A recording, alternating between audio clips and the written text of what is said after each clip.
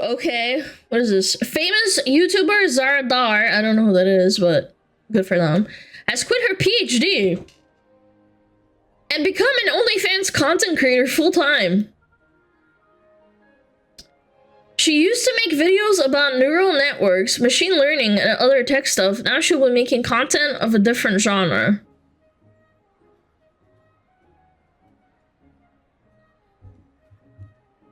I'm sorry, but you have to be really smart to, like, do that kind of content. I feel like your smartness is being wasted on doing very, I don't know how to say it, low-brow work. Yeah, low effort. Like, I can't talk. VTubing, sure. Oh, it's low-tier content. No, it's not. I have to do a lot of research. I find my own videos and all this stuff. I had to learn how to get into this. If I could make $1 million a month showing my butthole, I don't know. I don't think I'd do it. And by I don't think, I will not do it, man. I don't know. Seems derogatory. I do it. As long as you don't have a Fansly AI, we're okay. Are you trying to, like, take a stab at Fillion? We do not judge and we listen. I've dropped out of my PhD. I've cried so much over this decision to quit my PhD, you know, because it's a stressful decision, not that I'm particularly sad about it. I'll get into all of that in a bit later, but moving on to doing OnlyFans and content creation full-time, it's not just a career choice, it feels kind of like a gamble on the direction of my entire life.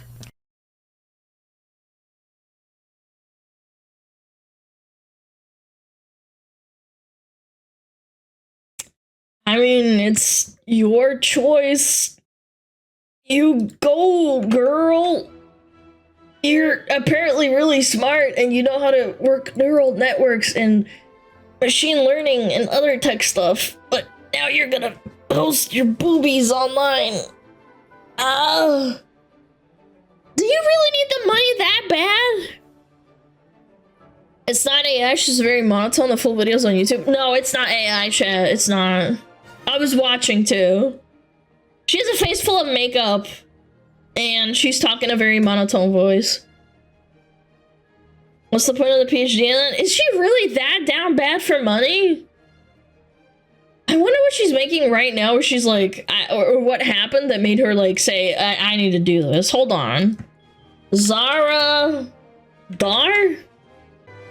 Hold on, there's a video. Let's watch it.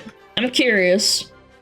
I want to hear this out before I take like one little clip out of context, and I will listen. I will listen. I've dropped out of my PhD. I've cried so much over this decision to quit my PhD, you know, because I keep looking at her honkers, I'm sorry. Not that I'm particularly sad about it.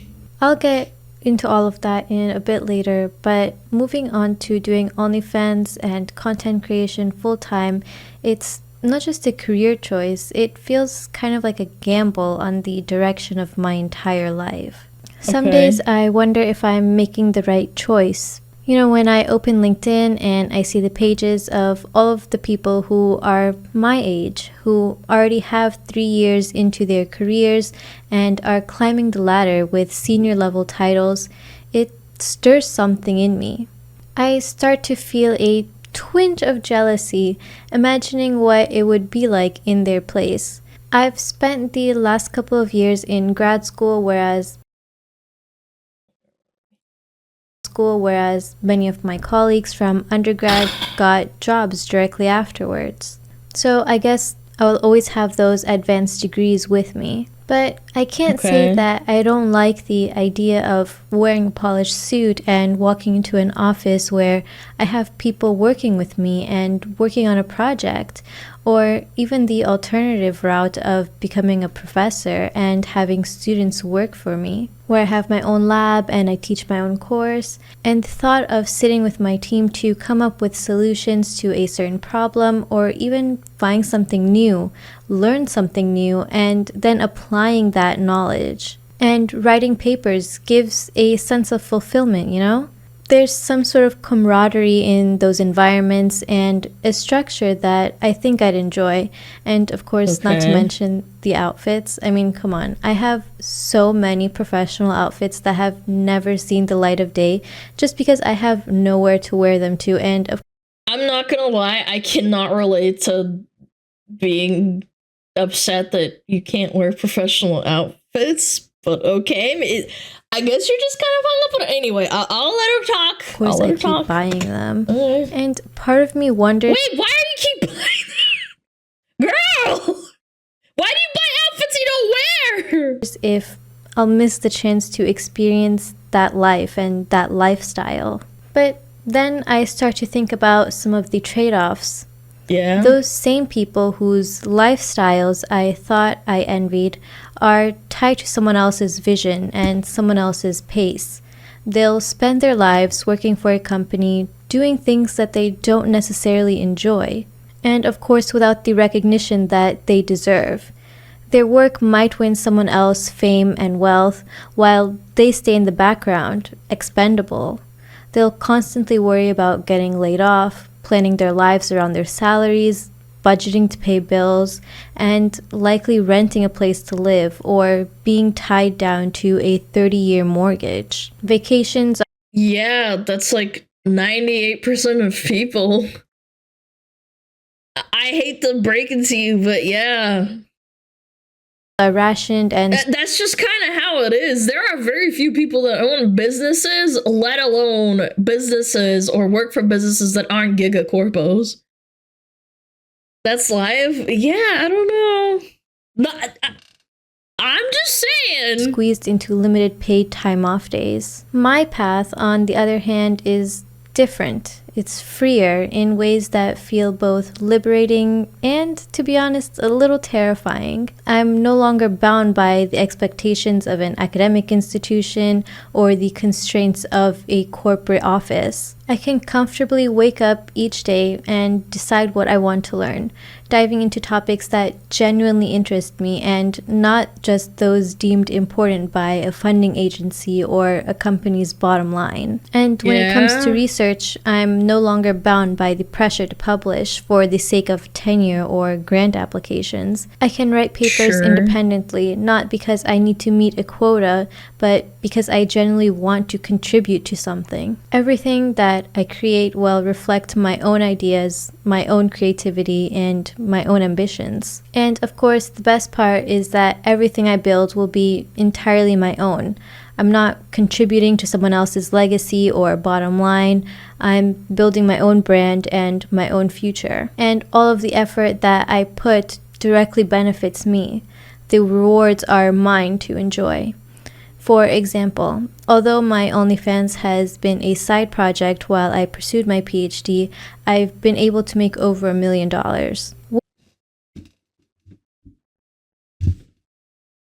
Mine to enjoy. For example, although my OnlyFans has been a side project while I pursued my PhD, I've been able to make over $1 million. What? You want more than $1 million? I'm sorry. Side job is $1 million. Now you want to go full time and make more. Okay, sweetie. Wish I had $1 million. Cheese and crackers, dog. What the frick? With that, I helped my family pay off their mortgage, I bought myself a car, and thankfully I avoided taking out any student loans. Now I have an investment portfolio and I'm planning on buying my own house soon. So all of these achievements, are just reminders of the tangible rewards of carving my own path and the freedom that comes with it. But even with this freedom, I am genuinely terrified. I fear not having that external competition, no one to measure myself against, and that it will make me complacent. Will I push myself enough without the pressure to outperform others? And is she still going to keep doing her research, or is she just gonna go full-time OF? I don't understand. She's doing both? Okay. of course, there's also the opposite case, that my drive for more will take over. What if I never feel satisfied, always chasing that next milestone, the next goal? Will I lose sight of myself and values in that relentless pursuit? Of course, I want to enjoy the life I'm building and feel the rewards of my labor. How do you not feel that already with $1 million? I'm sorry. I just feel like it's so... that blows my fucking mind that you made $1 million. You bought yourself a car. You're thinking about getting a house, and you paid off your family's mortgage, which is probably a couple $100,000. Do you not feel rewarded? Most people can retire on $1 million. They're good. Not just keep pushing forward endlessly. Then there's also the fear of settling. What if I get stuck in a place that feels just right but not great? What if I accept less than I know I'm capable of? And what if, in trying to avoid that, I push myself into something that I'm not entirely comfortable with, forcing myself... Girl, you already do... I see, again, she's being so ambiguous that I can't tell that if she's talking about the OF side hustle becoming a full-time thing. Like, you're already doing OF. Like, to fit in a mold that doesn't feel natural. It's overwhelming, but when I look at the bigger picture, I know I'm better off than most people my age, or even those that are far older than I am. Yeah, that's part making $1 million is kind of poggies. of why I chose to leave academia. Just for some reference, a professor in the US earns around $100,000 on average, but the job isn't what most people imagine it to be, or at least it's not what I thought it would be. Instead of spending their time diving into research or contributing to new ideas in the field, most of their energy is spent writing grant proposals and fighting for funding, which, based on my first-hand experience working with several professors, these funds often go to those at more prestigious universities, regardless of whether they're more qualified. Additionally, yeah, it sucks. I don't think it's just professors and stuff. I think every job is kind of fucked like that. That's life. You're kind of just fighting and hounding for most of it. their students often do majority of the hands-on work, and the professor acts more as an administrator. It's a life filled with constraints and obligations, not the idealized pursuit of knowledge I once dreamed of. So what about working in the industry? Well, the reality is that it's no better. Big tech, for all its allure of innovation and opportunity, is a world where the individual contributions are mostly invisible. Yeah, because it's a business. It's kind of how every business functions in America for the most part. The American dream is kind of dead, man. And by kind of, I mean it's squashed. Everything is owned by big tech, corpa, borpa, medical tech. I don't know. The work you pour your heart into is rarely attributed to you.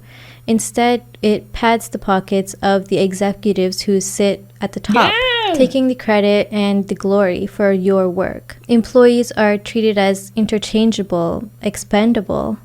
Every job comes with that silent anxiety of layoffs, the knowledge that your position is only as secure as the next quarterly earnings report. It's a precarious, thankless existence. One that I think would stifle my creativity and autonomy. I know that I'm choosing something harder, but in the end, more fulfilling.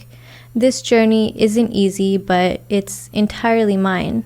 I wasn't born into a wealthy family or handed opportunities on a silver platter. Sure. Every step forward I take, every milestone I reach, will be the result of my own vision. That thought on its own is intimidating, but it's also incredibly empowering. It's a reminder that I have the freedom to carve out a life of my own on my own terms. A freedom that so many people will never experience because they're just too afraid to break the norms that are set by society. I can tell this is going to be a really big problem in the future for her when she realizes that the money that she will receive from OnlyFans will not directly translate into research and stuff, because there's not going to be people that will... There's not a lot of people that will want to work with you because... Or publish your work. It'll have to be self-published and people won't be able to take your research. US tax code is entirely and 100% written for business owners? Oh, absolutely. She learned that very likely when filing taxes on her $1 million, she's dodging work for corpos, but the trade-off is her dignity. Yeah, I mean, this is going to be a big deal for her, but at the same time, I feel like the script that was written for this is rather bland and underplaying the fact that she made a freaking $1 million as a side hustle. Most people would be happy making $1 million in a side hustle and just kind of dealing with corpo borpos. I mean, I don't know. And perhaps most importantly, I need to learn to be kinder to myself. I have the tendency to be overly critical, always pushing myself to do more, to be better. But I'm realizing that this growth doesn't always come from harshness.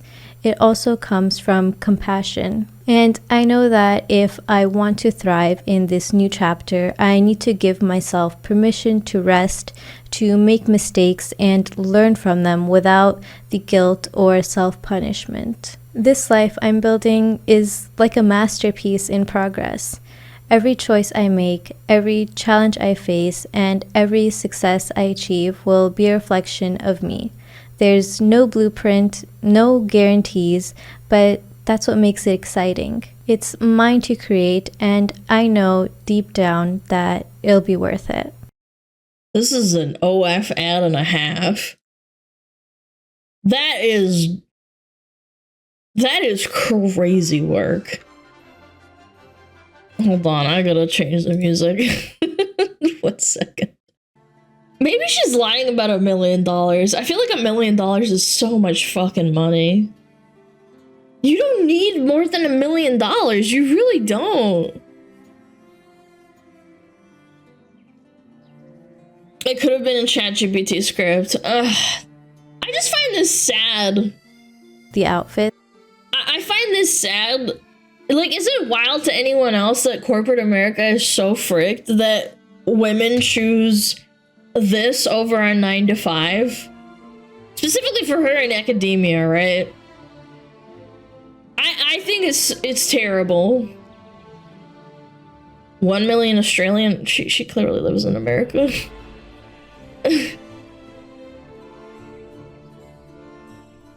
9-to-5 isn't great either. I know, but nobody wants the 9-to-5. You're not. I don't know why she made this video. I don't know why. This doesn't appeal to people that kind of... that would want to give her more money after seeing this. The people that give her money are people that have a 9-to-5. Sorry, it was a really terribly written script, in my opinion. It's not only the factor, but yeah, corporate America isn't appealing to anyone anymore because of the change in practice. Yeah, absolutely. My dad worked for the same company for 3 years, got constant raises, climbed the ladder, doesn't exist anymore. Yeah, you have to job pump. Job pump? Sorry, job jump. What does the dislike ratio look like? It is 1.8k to 985. So it's like almost half. She's still pursuing PhD, but the PH is silent. That's good, I like that. Yeah,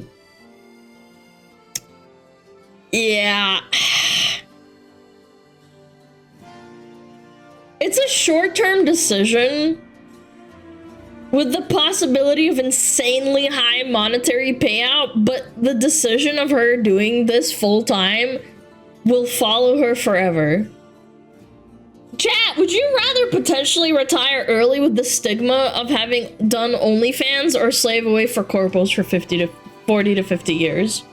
I think some people would take it if it was possible. Even the dudes. Neither. Depends on the job. It's a difficult question to pose. Like 90% of her reasons for making this decision is that she reaps 100% of the rewards. And again, corpos are siphoning away your effort that you put into this, you know, career that you're passionate about and turn it into profits. Like, turns off a lot of young adults. I can't really blame her, but I know a lot of people will judge her, man. So, funny anecdotal story. I used to watch a pianist who was really, really pretty and really good at what she does. She was really good at playing piano. She did absolutely zero OF content. No, not pan piano. No. She was a white woman. She was blonde. I forget what her name is. It was a long time ago. And then I discovered like 2-3 years ago, she suddenly started doing OF and basically like advertising her OF every time she made a post, and all of her OF posts are her doing like soft nudity. No, it's not pan piano. God damn it. I just said she's white! Oh my god, are you guys deaf? I literally just said she's white. She's blonde and white. Yeah, I don't know. I feel like it's just a bit greedy. If what she says is true, she made $1 million, I don't see why. I feel like it's probably a hoax to draw attention to her OF or something. And again, just suddenly that piano girl that I was watching was doing OF on the side, and I was like, I don't know, it just felt kind of almost weird to me. Why would anyone pay for no nudity? I have no idea. People, I guess, get really horned up and then they swipe their credit card. I know about pan piano. She used to be completely normal, and then she started going like she posted some thumbnails where basically she had like a keyboard or like something blocking her hoo-ha. Yeah, like it was kind of insane to compare. Again, I don't think I can show it on YouTube, even though it's YouTube approved. Oldest. She's just completely clothed 6-7 years ago. And what happened? They're in fact TOS. Yeah, well, I'm just looking at myself, like, on the side here. 6 years ago, she did beautiful, beautiful anime covers. I remember seeing her. And then what happened, like, 4 or 5 years ago? I think she just started doing extremely lewd content. Like, harder and harder. It was cosplays at first. And then she started showing her cleavage a lot. And then she went full-blown, like, spreading her legs and covering her hoo-ha. where you basically you see her bare coochie and then it's covered, and it just kind of blows my mind that like YouTube bans you for everything and then boom. Yeah, it gets views. Yeah, it absolutely does.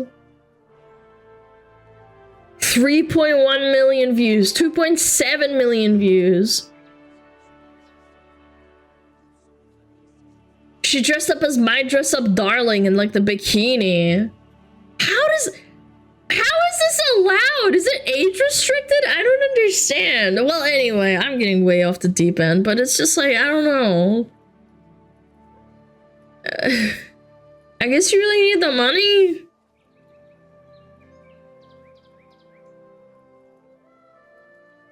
Can you demonstrate with the model? No, I can't. I'll get banned.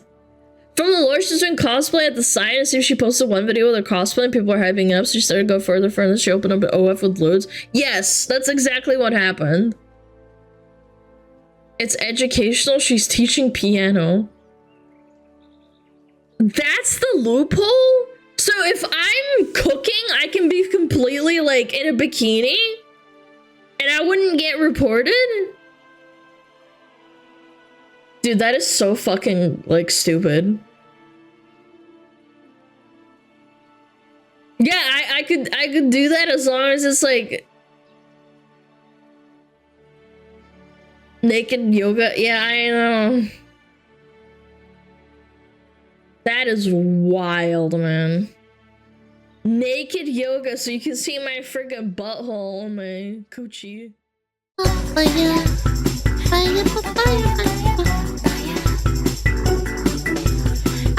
yeah.